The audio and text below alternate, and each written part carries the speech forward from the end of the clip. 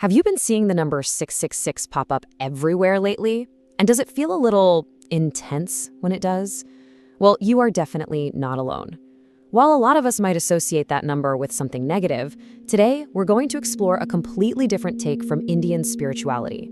And trust me, it might just change everything you thought you knew about it. You know that feeling? Maybe it's a sudden wave of emotional intensity, or your mind starts racing, or you just get this heavy, overwhelmed sensation when that number shows up. That's a super common reaction, and we're about to dive into exactly why that happens. Okay, so here's the big reframe. Instead of being a symbol to fear, Indian philosophy sees 666 as a powerful message just for you.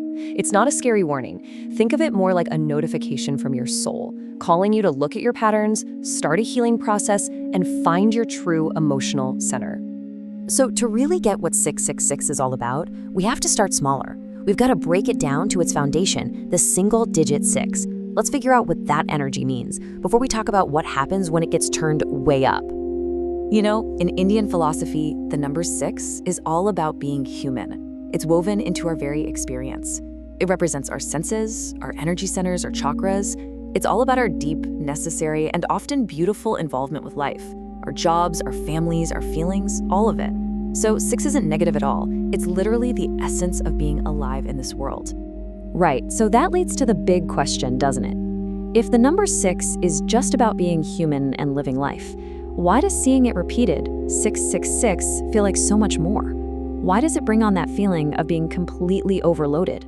Well, the answer is all about amplification. It's like turning up the volume. A single 6, that's just normal, everyday emotional involvement.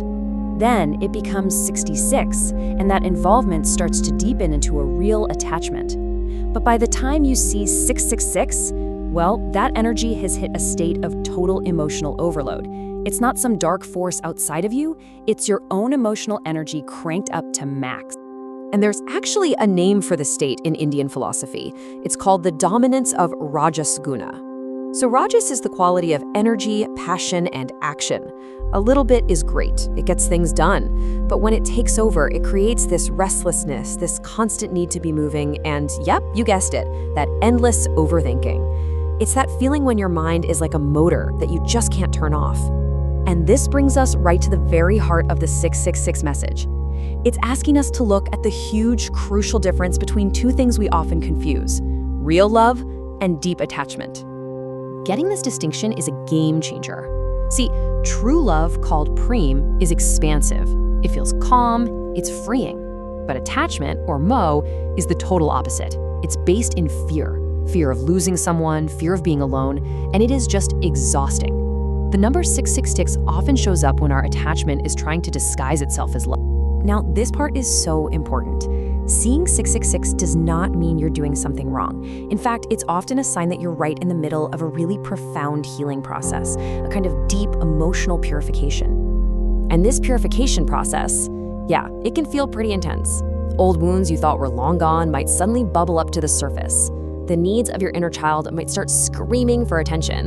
You might even find yourself repeating old unresolved patterns again. But listen, this isn't a step backward. It's your soul bringing all this stuff up so you can finally heal it for good.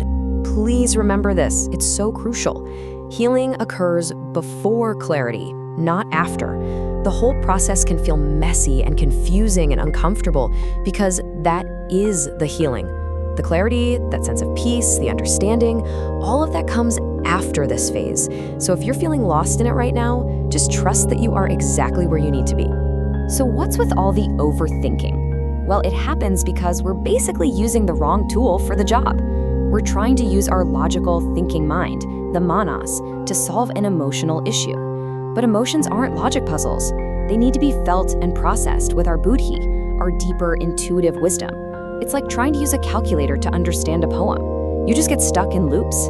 Okay, so what do you actually do when you see 666 and you feel that intensity creeping in? The guidance isn't to fight it or try to force it away. It's all about finding your balance with some gentle, practical steps. Here's a simple 4-step process. First, ground your body. I mean, literally, feel your feet on the ground. Second, reduce stimulation. Turn off the screens, find a quiet spot. Third, actively rest your nervous system with some deep, slow breaths. And finally, the most important part, allow the emotions to be there. Don't fight them, just let them flow through you. And in those moments, try this powerful little affirmation. Just say to yourself, silently, I allow emotion without losing myself. This creates a safe space. It's a way of telling yourself that you are strong enough to feel this, but that you won't get swept away by it. It honors both your vulnerability and your strength. So let's bring it all home. 666 is not a sign of darkness. It is a sign that you are standing on a threshold. It is the doorway between that fear-based attachment and a much more mature way of being, a way where you can love without fear and feel without falling apart. It appears when you're ready to cross. So the next time you see 666, remember it's a sign of your own readiness to grow. The real question isn't, why am I seeing this number? The real question is, what threshold am I ready to cross?